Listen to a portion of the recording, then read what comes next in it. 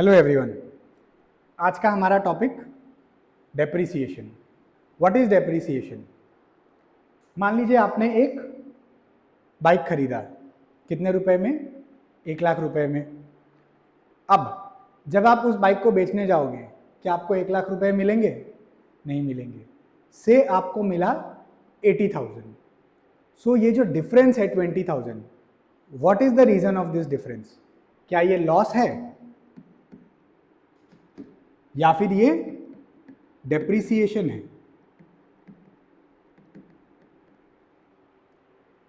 Depreciation होता क्या है, हम पहले ये समझते हैं। डेप्रिसिएशन मीन्स किसी भी एसेट के वैल्यू को डिक्रीज होना। मान लीजिए आज आपने एक बाइक खरीदा 1,00,000 में, तो बाई एनी चांस उस बाइक का वैल्यू बढ़ेगा क्या? नॉट एट ऑल, वैल्यू उसका कम ही होगा। रीजन बीइंग, थोड़ा सा उसमें या तो स्क्रैच लगेगा, थोड़ा सा उसमें रिपेयर मेंटेनेंस का जरूरत होगा, basically which is known as wear and tear of an asset. मतलब जो भी जिसने भी उस एसेट को यूज किया, उसके वजह से, उसके यूज के वजह से उस एसेट का वैल्यू कुछ ना कुछ कम होगा। ये जो वैल्यू कम हो रहा है, this is known as depreciation. I hope you are clear यहां तक।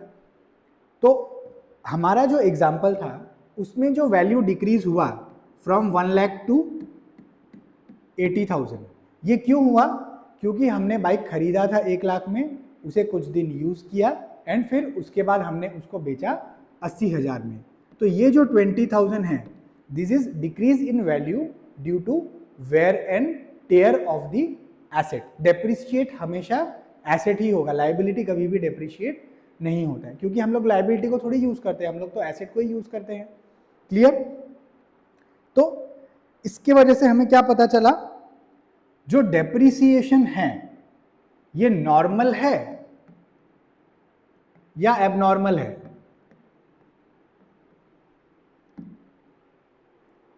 ऑब्वियसली हमने कोई एसेट खरीदा है, उसको हम यूज कर रहे हैं, तो वो उसके वजह से जो वैल्यू डिक्रीज हो रहा है वो एक नॉर्मल फिनोमेना है, इसमें कोई भी एबनॉर्मल फीचर नहीं है। 3 मेन रीजंस जिसके वजह से हम लोग डेप्रिसिएशन चार्ज करते हैं किसी भी एसेट पे। सबसे पहला, ताकि उस एसेट का ट्रू वैल्यू पता चले। 1,00,000 तो वो शोरूम के अंदर था जब तक उसे किसी ने यूज नहीं किया था, बट आज उसका वैल्यू 1,00,000 नहीं है क्योंकि उसे किसी ने यूज कर लिया है। आप खुद भी किसी का यूज किया हुआ सामान क्या शोरूम प्राइस में खरीदेंगे? नहीं खरीदेंगे, वही रीजन है। Next, matching concept. To follow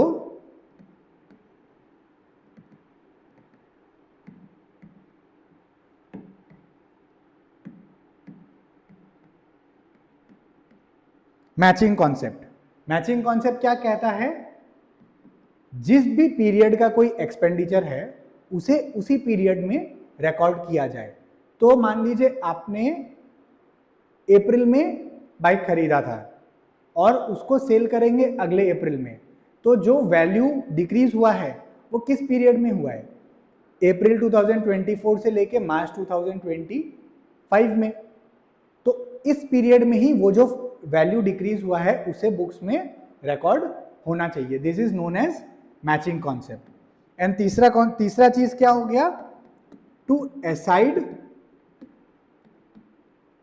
funds for replacement. है तो ये एसेट के वैल्यू को डिक्रीज करने का एक्सपेंस, बट क्या जो डेप्रिसिएशन है उसके वजह से हम लोगों का कैश आउटफ्लो होता है? आपके बाइक का वैल्यू जो 1,00,000 से 20,000 हो गया, वो 20,000 रुपए के आपको किसी को देने हैं? नहीं देने हैं।